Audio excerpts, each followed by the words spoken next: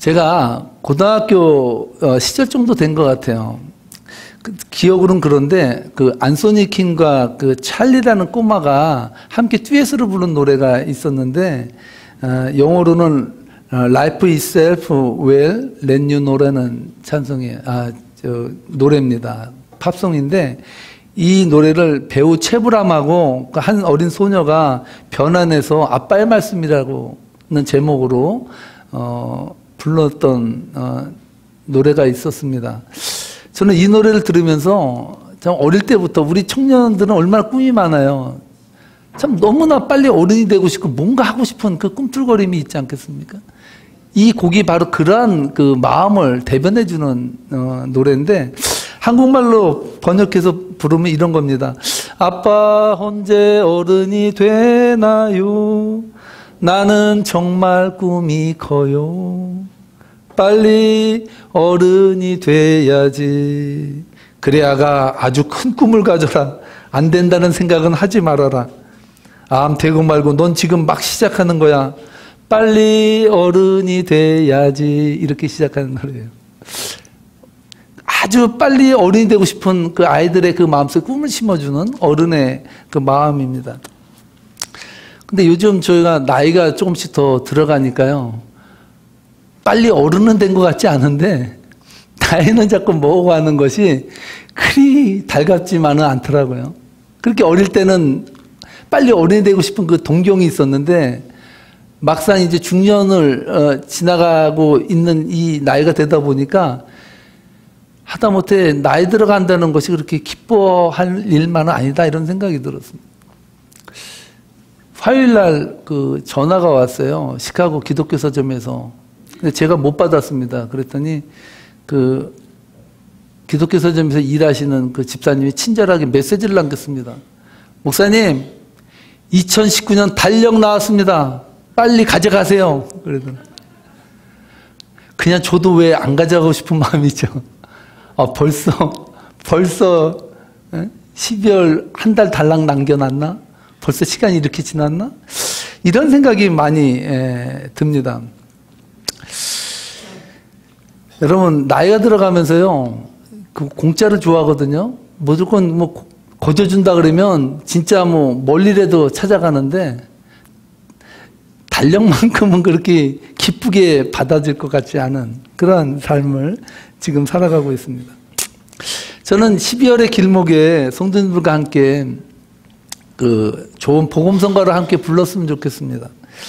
1년 전인가요? 제가 여러분들과 함께 불렀던 복음성가 여러분 기억하시는지 몰라요. 주님 없이 못 살아요 아시죠?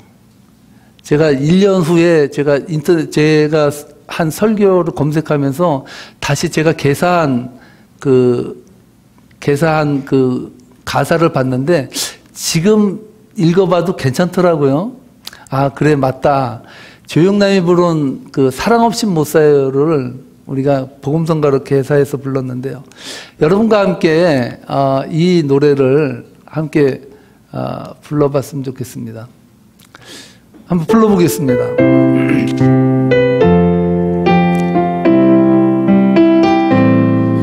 2절까지 있습니다.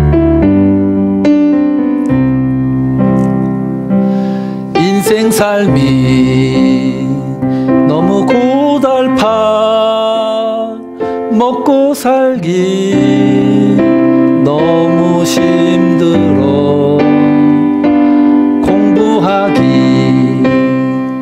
너무 지겨워 누가 내 삶을 돌보면 좋겠네 이 세상 주님 없이 어이 살 수 있나요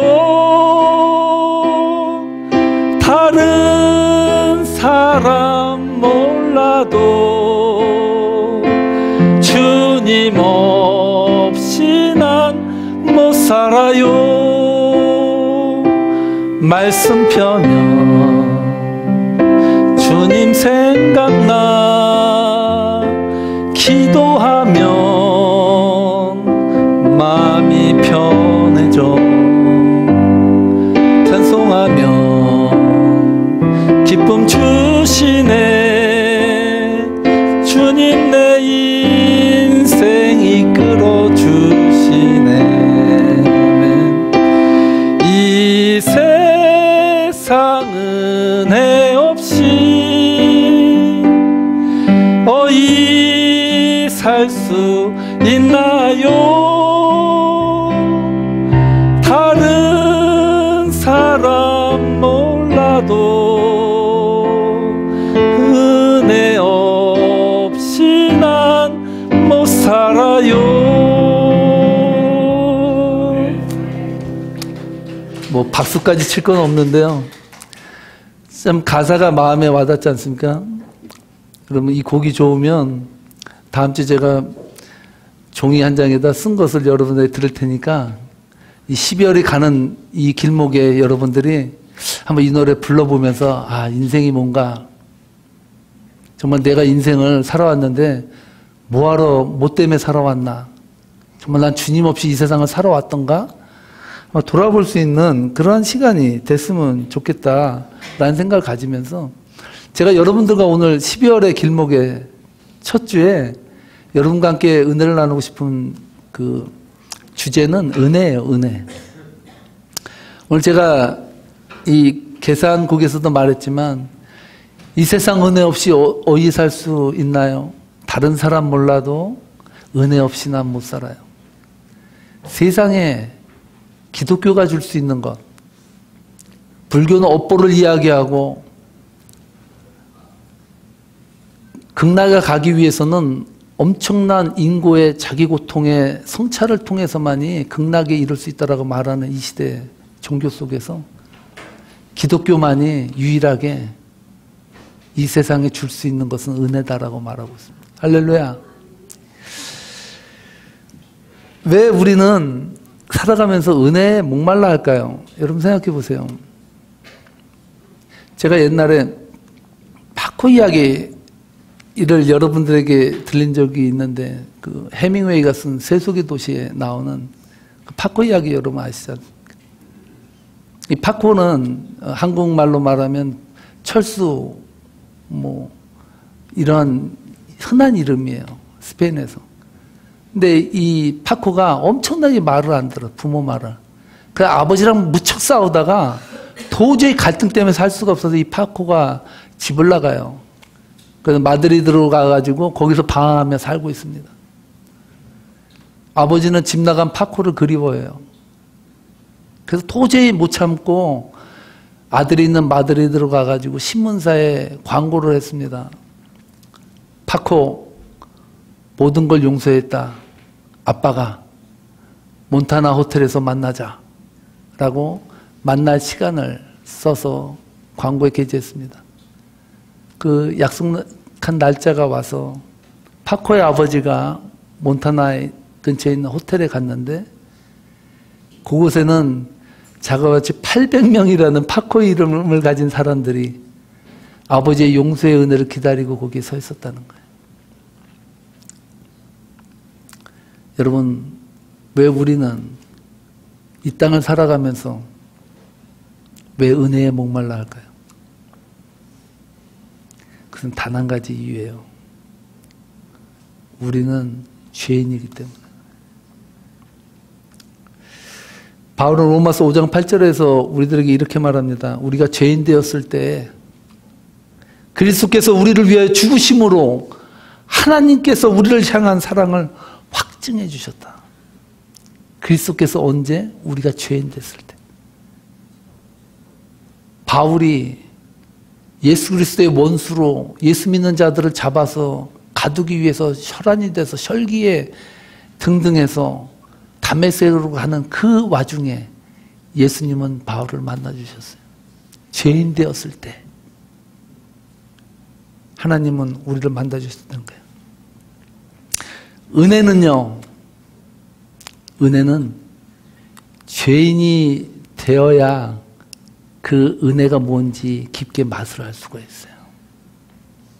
만약 우리가 죄인이 아니라면 그리스도의 은혜가 뭔지, 그리스도의 사랑이 뭔지 우리는 도저히 이해할 수도 없고 생각할 수도 없습니다.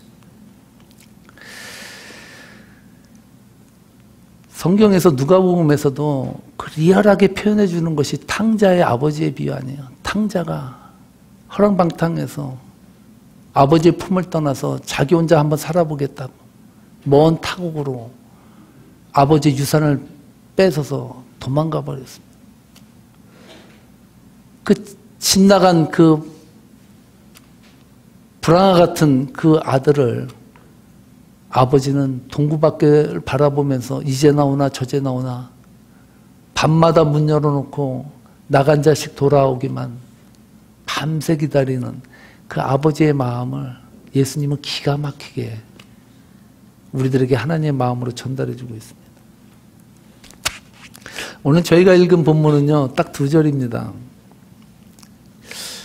사실 전체적으로 이해하려면요, 여호수아서 21장 전체 중에서 전체를 거의 읽어야 5절부터 이하를 쭉 읽어 나가서 40절까지 읽어야 우리가 이해할 수 있는 내용인데, 제가 특별히 이 본문 가운데서 2절을 딱 뽑은 이유는 이 2절 속에 앞에 말했던 그 내용들이 축약적으로 우리들에게 핵심적으로 말해주는 주제의 말씀이기 때문에 저는 2절을 뽑아서 여러분들과 함께 읽었습니다. 여호수아가 가나안 땅 정복전쟁을 끝마치고 나서 땅을 분배했습니다. 제가 한 가지 문제를 드릴 텐데요. 가나안 땅을 제일 마지막으로 받은 지파는 누구일까요? 1. 레위 지파, 2. 므낫세 지파, 3. 세계명 지파, 4. 베냐민 지파. 1번이라는 사람도 2번이라는 사람도 있는데 3번은 없네요. 그래도 세계명 교회를 뜨겁게 사랑하는 사람 3번이라고 무조건 우길 것 같은데, 우리 한번 41절 말씀을 함께 읽어보겠습니다. 시작. 레위 사람들이 이스라엘의 자손의 기업 중에서 받은 성읍은 모두 48성읍이요 또 그 목초지들이라. 아멘. 레이는요, 야곱의 12아들 중에 3번째 아들입니다. 사실은 야곱은요, 라헬을 사랑했어요. 라헬의 언니 레아는요, 좀 약간 좀 매력이 좀 떨어졌는 것 같아요. 그래서 라반 삼촌이, 외삼촌이 야곱을 속여서 레아인 큰 딸을 먼저 야곱에게 줬습니다. 속은 걸 알고 7년을 또다시 일하죠. 그리고 나서 얻은 둘째 부인이 라헬인데, 레아는 늘 남편의 사랑을 못 받는다는 그러한 생각을 늘 갖고 살았어요. 근데 하나님께서 그 레아의 태를 여셔서 연장 3명을 딱 낳게 했는데, 그 3번째가 레위라는 것이죠. 가지가 많은 나무에 바람 잘 날 없다고요. 이 12아들을 거느리고 산다는 건 쉬운 일입니까? 아들 넷만 돼도 여러분 골치 아프잖아요. 12를 데리고 살아봐요. 얼마나 거기에 많은 사건과 이야기가 있겠습니까? 야곱이요, 죽을 때, 보통 죽을 때는 자식을 축복합니까? 저주합니까? 야, 개똥아, 너는 이제 빌어먹을 자식이 되거라. 이렇게 말하는 사람이 있습니까? 부모가? 근데요, 야곱은요, 죽을 때 2 아들에게는요, 축복하지 않았어요. 그 2 아들이 창세기 49장 5절로 7절에 보면요, 이렇게 말하고 있습니다. 함께 한번 읽어보겠습니다. 5절로 7절 시작. 시몬과 레위는 단짝 형제다. 그들이 휘두르는 칼은 난폭한 무기다. 나는 그들의 비밀 회담에 들어가지 않으며 그들의 회의에 끼어들지 않을 것이다. 그들은 화가 난다고 사람을 죽이고 장난삼아 소의 발목 심줄을 끊었다. 그 노여움이 혹독하고 그 분노가 맹렬하니 저주를 받을 것이다. 그들을 야곱 자손 사이에 분산시키고 이스라엘 백성 사이에 흩어버릴 것이다. 아멘. 여러분, 야곱의 노여움이 얼마나 혹독한지 아시겠죠? 이 시몬과 레위는요, 아버지 야곱으로부터 축복이 아니라 저주를 받은 자식이 됐습니다. 이들이 야곱으로부터 저주를 받은 사건이 뭔지 잘 아시죠?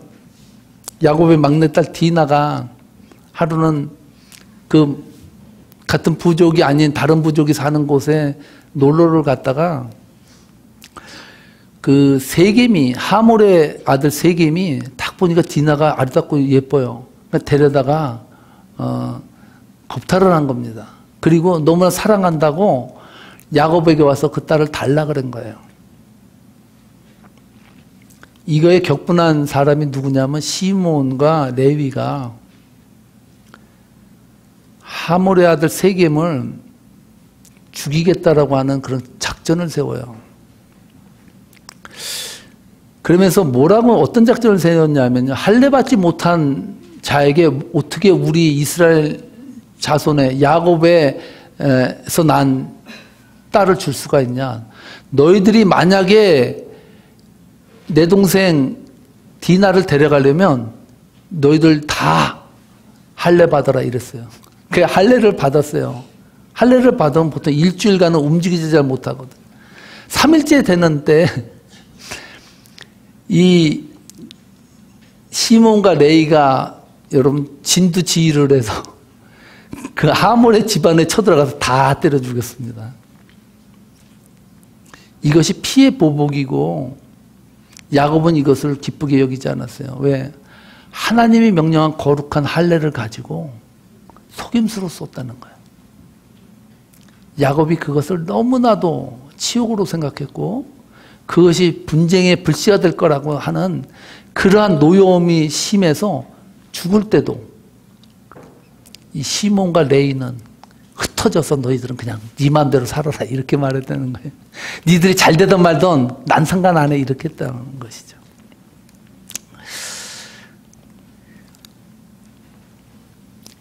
그 예언이요. 흩어질 것이라는 사실이 사실은 흩어졌어요. 기가 막힌 예언이 응했습니다.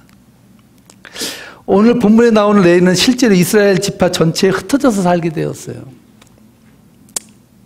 야곱은요 레위에게 흩어짐의 저주를 하였는데 중요한 것은요 이 하나님은요 이 흩어짐의 저주를 흩어짐의 축복으로 바꿔버리셨습니다. 할렐루야. 이게 은혜예요. 야곱은 그 아들에게 저주를 퍼부었는데 그래서 흩어져 살라 그랬는데 그것이 저주인 줄 알았는데 하나님은 그 흩어짐을 바꾸어서 그들에게 하나의 블레싱으로 바꾸어 가셨다는 것이죠. 여러분 저주받을 자식이 이스라엘 지파들로부터 땅을 떼어받고 그들을 영적으로 가르치는 역할을 담당하는 그런 영적 리더의 역할을 하는 지파가 되었다는 거 놀랍지 않습니까? 한신교회 담임을 하셨던 지금 작고한 그 별세 목회를 주장하셨던 그 이준표 목사님이 늘 이런 말씀을 하세요. 그분도 되게 성격이 괄괄하시거든요. 근데 그분이 뭐라고 말씀했냐면요. 이 세상에서 예수 그리스도를 가장 잘 믿지 않고 뺀질뺀질할 것 같은 사람을 불러다가 목사시킨대. 여러분 제가 뺀질뺀질 하겠습니까? 안 하겠습니까? 아무 말씀도 안 하시네. 그 정도로 여러분 어떻게 보면 하나님의 말씀을 맡은 자가 거룩한 것이 아니라 죄된 인간임에도 불구하고 부어주신 하나님의 은혜가 놀랍기 때문에 할렐루야. 그래서 하나님께서 불러서 쓰시는 거예요.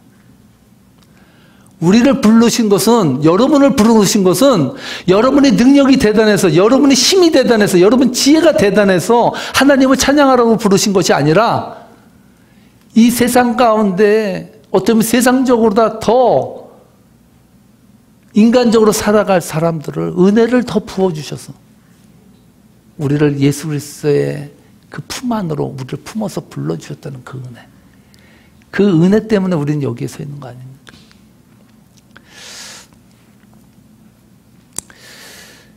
레위 지파가 이스라엘 12지파로부터 떼어받은 성읍이 몇 개 성읍이라고 그랬습니까? 48개를 받았어요. 여러분 이게 감이 안 올 거예요. 아, 성읍이 48개가 몇 개나 되나? 그 시대로 따지면 48개면 꽤 많은 거죠. 적지 않은데. 이걸 한번 제가 이스라엘 지파들이 받은 땅 성읍 수랑 한번 비교해서 여러분에게 말씀드리면 레위 지파가 받은 게 이게 꽤 되네? 이런 생각이 들 거예요. 레위 지파는요, 인구가 몇 명이었냐면 2만 3천 명이었습니다. 그런데 이들이 이스라엘 전역에 받은 성읍이 48개야. 2만 8천 명이 48개를 받고 살았어요. 그런데 베냐민 지파의 인구는요, 이 레위 지파보다 2배나 더 많았습니다. 4만 명이 넘었어요. 그런데 이들이 받은 성읍수가 몇 개인지 아십니까? 이들이 받은 성읍이요, 18개밖에 안 돼요. 18개. 배나 많은 인구가 18개 성읍을 받았다고요. 또 단지파는요, 이 레위 지파보다 3배가 많았습니다. 3배가. 그런데 이들이 받은 성읍이 몇 개인지 아세요? 18개예요. 그 레위 지파가 받은 거는요, 어마어마하게 받은 거예요. 어마어마하게. 요즘 학교에서는 급식을 하죠. 우리 청년들 학교에서 급식 먹고 졸업했나? 중고등학교 때? 급식 세대구나. 우리는 저기 보급 세대라고 옛날 초등학교 때는 그랬죠. 그 학교에서 급식해주는 빵 있잖아요. 밀가루 잔뜩 버풀려가지고 입담만하게 주는 그 빵 하나 가져가면 그 사람은 부자야. 잘 사는 사람이에요. 제가 고등학교 다닐 때, 중학교, 고등학교 다닐 때요, 친구 중에 못 사는 친구들이 있는데 넉살이 좋은 친구가 있어요. 걔는요, 학교에 올 때 젓가락이랑 숟가락 딱 그것만 달랑 들고 와요. 가방에. 도시락이 없어요. 싸울 수가 없으니까. 넉살이 좋아서요, 친구 옆에 있는 그 단짝 친구의 도시락 뚜껑을 얻어가지고 밥을 얻으러 다녀요. 한 숟가락씩. 30명에게 여러분 한 숟가락씩 얻으면요, 나중에 보면 도시락 2개는 되더라고요. 레위 지파가 받은 게 그렇다는 거예요. 쉽게 얘기하면. 이게 얻은 게 아니라 그들이 몇 개씩 떼어서 준 게 그렇게 됐다는 거죠. 상상이 가시죠? 여러분, 저주받은 레위 지파에게 베푸신 놀라운 사랑을 여러분 무엇으로 설명하시겠어요? 레위 지파가 잘나서? 레위 지파는 이미 저주받은 자식이에요. 저 자식은 이미 틀렸어. 저 자식은 안 된다니까 버려. 이런 자식이 레위였어요. 그런 자식에게 엄청난 성읍이 주어졌다고요. 무엇으로 설명하시겠어요? 저주를 축복으로 바꾸시는 하나님의 은혜 아닙니까? 저주를 축복으로 바꾸시는. 우리는 모두가 다 죄인임에도 불구하고 하나님의 사랑을 입은 자들이에요. 저주받은 레위의 인생을 하나님의 축복의 통로로 사용하시는 하나님의 사랑이 이 달랑 한 장의 달력을 남기고 인생의 의미를 묻는 우리들에게 은혜와 진정한 자유의 빛을 비춰주고 있지 않습니까? 이런 의미에서 여러분은요, 하나님을 어떻게 이해하는지 저는 궁금해요. 여러분, 하나님이 어떤 분입니까? 어떤 분은요, 하나님을 회초리를 들고 늘 계신 하나님을 이해해요. 내가 조금만 잘못하면 회초리를 치니까 제일 상수는 뭡니까? 달아나는 거예요. 도망가는 거예요. 그러니까 하나님의 회초리를 피하려면 안 보이게 이리저리 막 얕게 돌아다니는 거예요. 그러면 안 맞을 줄 알아요.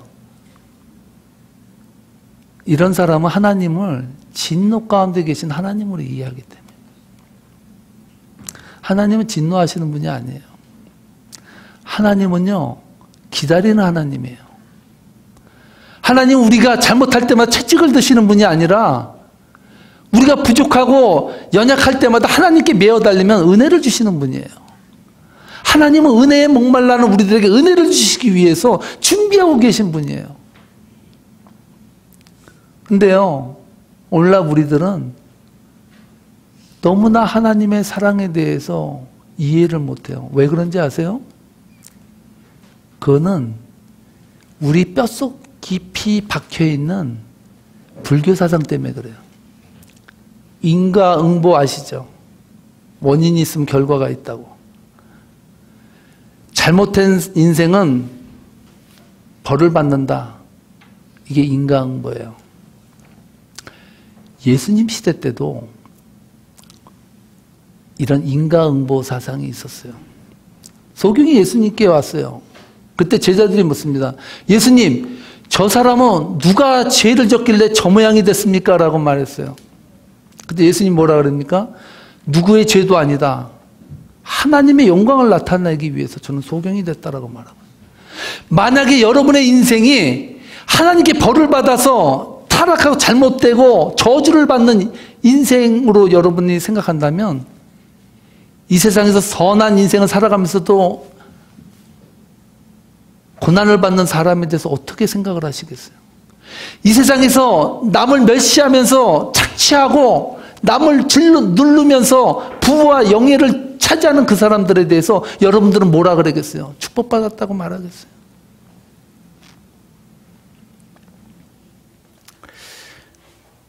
여러분, 그리스도 안에 있으면 자유함이 와요. 예수님의 은혜를 여러분이 뼛속 깊이 느끼면 여러분 그때부터 자유함이 와요. 어떤 자유인지 아세요? 내가 죄짓고 싶은 욕망으로부터 해방돼요. 할렐루야. 내가 하나님을 경험함으로 말미암아 이제는 하나님만 바라보는 것에 대한 기쁨을 이해하게 돼요. 그게 자유예요. 그리스도인들이 이 자유를 다 잊어버렸어요. 다 율법으로 만들어버렸어요. 다 인간응보로 만들어버렸어요. 그래서 그리스도인이 행하는 선은 하나님께 축복을 받기 위한 도구에 불과한, 하나님의 은혜를 그냥 받아들이는 은혜는 없어지고 착하게 해서 뭔가를 받으려고 하는 그런 욕구에 욕망에 그런 도구로 전락하는 우리 인간이 되어버렸다는 사실이죠. 4일 전인가요? 그 워스라는 6살 아이가 사제들이 교리문답서를 낭독하는 도중에 교황이 앉아있는, 그 수천 명이 거기 앉아있는데 교황이 앉아있는 그 보좌는요, 천주교는요 주로 높은 데다 져요. 왜 그런지 아세요? 그리고 화려하게 져요. 왜 그런지 아세요? 천주교는요 지상에 하나님의 나라가 교회라고 이해를 했어요. 그래서 천주교는요 교회를 화려하고 웅장하고 완전 천국 도성처럼 그렇게 건물에 치중을 했어요. 그래서 로마의 그 교회 예배드리는 그 교황이 있는 그곳은 얼마나 엄청나요. 완전 대리석으로 하얀 걸로 쫙 깔려있는, 진짜 개미 소리도 안 날 정도로 그 정막을 깨고 한 어린아이가 그 제단을 엉금엉금 올라와서 옆에 있는 호위병의 송도 한번 만져보고, 교황이 앉아있는 보좌 그 뒤에 가서 보좌도 한번 흔들어보고 막 뛰어다니는 거예요. 깜짝 놀라서 부모가 올라왔어요. 교황님 죄송합니다. 얘가 말을 잘 못합니다. 근데 얘가 좀 트라우마가 있는데 용서해 주십시오. 그렇게 말했어요. 그러니까 교황이 뭐라 그랬는지 아세요? 그냥 놔두라고, 좀 더 놀게, 더 돌게 그냥 놔두라고, 그냥 내려가라 그랬어요. 그렇게 잠시 더 휙 돌고 나서 이 아이가 내려갔어요. 교황이 메시지에 이런 말을 했습니다. 여러분, 이 아이는 우리들에게 지금 예수 믿는 것이 무엇인지에 대한 귀중한 메시지를 지금 줬습니다. 이 아이는 부모 앞에서 자유로운 것처럼 우리 인생도 하나님 앞에서 이렇게 자유로워야 된다는 것을 우리들에게 보여주고 있습니다. 라고 말했습니다. 예수 믿는 것은 공로도 아니고요, 나의 특권도 아니고, 예수를 믿는 것은요 하나님이 죄인된 우리들에게 부여해 주신 놀라운 은혜예요. 그럼 인생을 여러분 뭐로 사시겠어요? 사이버는 엄청난 속도로 우리들의 이 심장 안까지 다 파고들어서 숨을 곳이 없을 정도로 만들어버렸어요. 인터넷 치면요 여러분들 이름 넣으면 신상명세 다 털려요. 우리는요, 어디를 가나 숨을 곳이 없는, 정말 그야말로 그냥 우리 벗은 몸 그대로 보여준 노출되는 이 세상에서 우리는 살아가고 있어요. 이 세상에서 여러분은 무엇으로 사시겠어요? 사이버가 우리를 천국 같은 곳으로, 환상의 나라로 우리를 보내준다 그랬는데, 우리는요, 사이버 때문에 엄청난 스트레스 속에, 트라우마 속에 병명이 더 늘었습니다. 이 가운데서 여러분은 무엇으로 사시겠습니까? 따라하시기 바랍니다. 은혜 아니면 나는 살 수 없습니다. 은혜 아니면 살 수 없어요. 이 죄악된 세상에 하나님은 지금도 은혜를 부어주십니다. 할렐루야. 오늘 이 시간도 여러분의 10년 가운데 은혜를 지금도 주시고 계셔요. 여러분의 마음을 여시고 이 은혜를, 세상이 줄 수 없는 이 은혜를 소유하시고 살아가시는 복된 성도 되시기를 주님으로 축복합니다. 다 기도하시겠습니다. 하나님,